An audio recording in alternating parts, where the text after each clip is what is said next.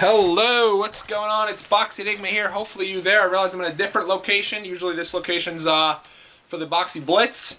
But we're doing the Boxie Breakdown here because it's the middle of the night, Saturday night. I'm getting ready to head out in a little while myself. But I figured I'd get the Boxie Breakdown in, and it's dark out there right now. So due to lighting reasons, we're in here. And we're going to actually jump right into our picks this week. I apologize for missing the Thursday night game. It's been a really, bunch of running around, a lot of Christmas shopping that we've been trying to get done. This is a crazy time of year, so we missed the Thursday night game, missed the Boxie Blitz. It's craziness, but let's get right into the picks, shall we? Pick number one. Gonna go real simple with this. Why are the Carolina Panthers favored? Why are they favored over anybody? 2.5 favorites. I don't care who they're playing. I don't care how bad that team is, and they're bad, the Cardinals. I don't even care who their quarterback is. Was it John Skelton?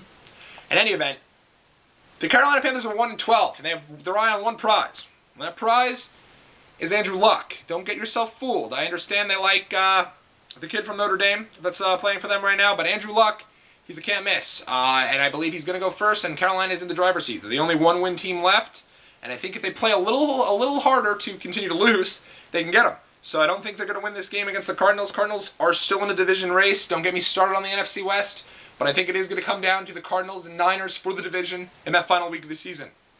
Look at your calendars, look at your schedules. It very easily could. And that's pretty ugly. Disgusting. In any event, with that being said, I take the Cardinals here. No reason that the Panthers should be favored. Game number 2 this week, another underdog I'm going to take. I feel as if the Texans have played hard every single week. The Titans haven't. The Texans have hung with everyone. They should have won last week in Baltimore. Matt Schaub proved he could actually go against that defense twice in Baltimore, and Arian Foster still wants a division, rushing record. I think he's going to get that as well. So they have stuff to play for, and Tennessee has given up on Jeff Fisher. So even though Tennessee's at home and they're favored by a point, I give the edge to the Texans. The Texans finally get that win this week.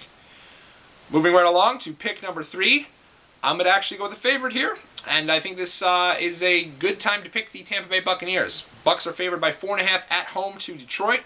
Bucs have proven to not really be able to win these games as of late, but that's because they've been playing really good teams. They don't win against playoff caliber teams. They beat the bad teams, though, pretty convincingly, and I think that's going to happen again this week. Do not be fooled. The Lions are a bad team. Sure, they're really good against the spread, and sure, they beat Green Bay last week, but I think that was their last get-up game. While they have a defense, so does Tampa, and I think Tampa is going to make the playoffs, actually. Right now, if you look at all the teams that could potentially make it against Tampa, the schedules are a lot harder for those teams. And the Giants or Eagles is also going to have 5 wins, and Green Bay is going to fall off after this week. So I think Tampa could be in the driver's seat for a playoff spot. That'd be huge for that team, and I could see them definitely getting the win here over a Detroit team that I think is pretty much deflated at this point. Not much more to play for them. They always play hard, but I think Tampa's going to get the win. 4.5 favorites, at home. Moving right along, what are the games of the week? I think there are like 4 good games this week, 4 really strong games, and one of them is in Baltimore. Baltimore Ravens hosting the New Orleans Saints. Ravens, to me, I'm sorry, but Joe Flacco just can't get it done in the fourth quarter. He's not a big game quarterback. This season, all year, he's been a choke artist. Get your Heimlich maneuver ready in that fourth quarter for Flacco, because he just has proven he cannot get it done. He did not win that game against the Texans. The defense bailed him out. And Saints are a good team, and the Saints have their eyes on the number 1 seed in the NFC. They could get it if they win out, and I think they are going to. And I think the Saints come out here and smack around the Ravens. So Ravens are favored by 2.5. I pick the Saints. That's nonsense. That's only because they're at home. Otherwise, the Saints definitely would be favored. The Saints are a better team. So I go with the Saints, 2.5 dogs to the Ravens. Moving right along.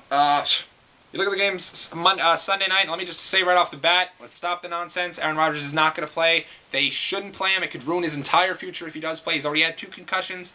Definitely sit him this week. I think he can't play again. Like that'd be way too soon to come back after an injury like that last week. New England right now is in the zone. Tom Brady has like 300 straight passes without an interception. It's some ridiculous number like that. He's going to be the MVP. And New England's going to win this game pretty convincingly over the Matt Flynn-led Packers. But because of that ridiculously big spread of 14.5, I'm going to go with the Packers. Just got to go against the spread. I could see easily New England winning by 14, and I just do not like that huge spread. They've blown out teams. Maybe they have a little bit of a letdown week this week. They're going to win, but I don't like the spread. So 14.5 dogs take the Packers here. Then we go to Monday night. Another interesting game. Chicago 7.5 favorites over the Minnesota Vikings.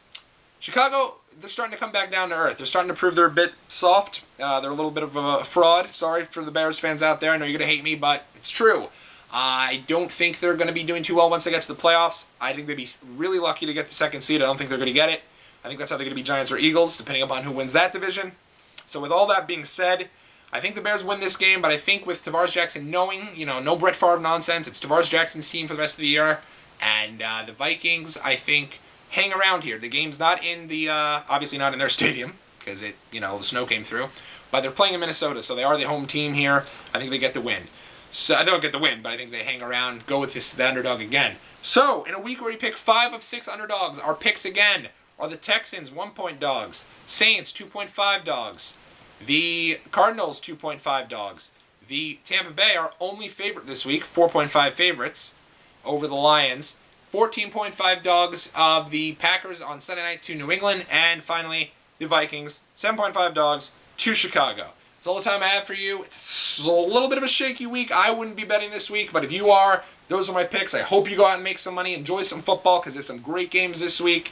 Take it easy, finish up your Christmas shopping, and of course, be well.